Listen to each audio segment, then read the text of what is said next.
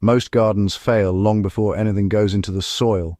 And honestly, it's not because of bad seeds, pests, or even the weather. It's because people treat their garden like a seasonal project instead of, a system. That one mistake is why yields stay low, plants look weak, and soil gets worse every year instead of better. I've tested this across backyard plots, raised beds, and even small hydro setups. And, well, the pattern is always the same. When you don't measure what's happening in your soil, you're guessing, and guessing kills productivity. That's why I started using a simple tool like the Yamron 4-in-1 soil moisture meter. It shows moisture, pH, temperature, and light in real time, which immediately exposes problems you wouldn't notice until it's too late. I'll leave the exact one I use in the description if you want to check it out. But the real point is this: once you stop guessing, everything changes. Now here's where most people get it wrong when building a victory garden. They think it's about growing a lot of food at once. It's not. A real modern victory garden is about consistency, density, and timing. It's about producing something every single week, not everything all at once. Let me explain what actually works. You don't need more space, you need better planning.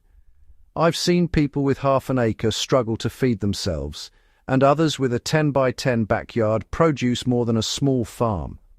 The difference is layout. In a modern victory garden, every square foot has a purpose. You're not spacing plants based on seed packet instructions designed for large-scale farms. You're optimizing for intensive growth. In raised beds, for example, I plant lettuce at about 6 to 8 inches apart instead of 12. Tomatoes go 18 inches instead of 24, but I prune aggressively and support vertically. That alone doubles production in the same space. And here's something most people won't tell you. Overcrowding isn't the real problem. Poor airflow and weak soil are. If your soil biology is strong and your spacing is intentional, plants actually thrive closer together. The soil is either feeding your plants or starving them. This is where most gardens quietly fail. People add compost once, maybe twice, and assume the soil will take care of itself. It won't. In a productive system, soil is constantly being fed. I treat it like a living engine. Every 2 to 3 weeks, I top dress with a mix of compost and fine mulch, usually about ½ an inch. Not more. Too much compost at once can actually lock nutrients. And here's something I learned the hard way. Moisture consistency matters more than fertilizer. If your soil dries out too often, microbes die off, and your plants lose access to nutrients, even if they're present. This is exactly where a moisture meter becomes valuable. What feels slightly damp to your hand can actually be too dry at root level. Once I started measuring, I realized I was underwatering by about 20 to 30% in some beds. If you're only planting once per season, you're wasting your garden. A victory garden isn't static, it's a rotation system. Every time you harvest something, something else should already be ready to go in. For example, after harvesting spinach, I immediately plant bush beans. When those finish, I follow with fast-growing greens again. That's 3 crops in the same space within a few months. Timing matters here. You don't wait until a bed is empty to start thinking about the next crop. You plan it in advance. In my own garden, I always have seedlings ready in trays. That way, when one crop finishes, I'm not starting from scratch. I'm transplanting immediately and saving weeks of growth time. Let's talk about the biggest myth in gardening right now. More fertilizer equals more growth. It sounds logical, but honestly, it's one of the fastest ways to ruin a productive system. Excess nutrients, especially nitrogen, push plants to grow fast but weak. You get big leaves but poor fruiting. Worse, it throws off soil balance over time. Instead, I focus on balance. A simple ratio that works well in most home gardens is a 5-5-5 or 4-4-4 organic blend applied lightly every few weeks. Not heavy feeding, just consistent feeding. And this is where pH becomes critical. If your soil pH is off, nutrients become unavailable, no matter how much you add. I've seen perfectly fertilized beds fail simply because the pH drifted too far. That's another hidden issue. Tools like the Yamron meter help catch early. You don't need lab tests every week, you just need awareness. Why most watering routines are quietly destroying yields. Watering once a day sounds responsible. It's not always. In fact, shallow daily watering trains roots to stay near the surface, which makes plants weaker and more dependent. What actually works is deep, less frequent watering. You want moisture to reach at least 6 to 8 inches down.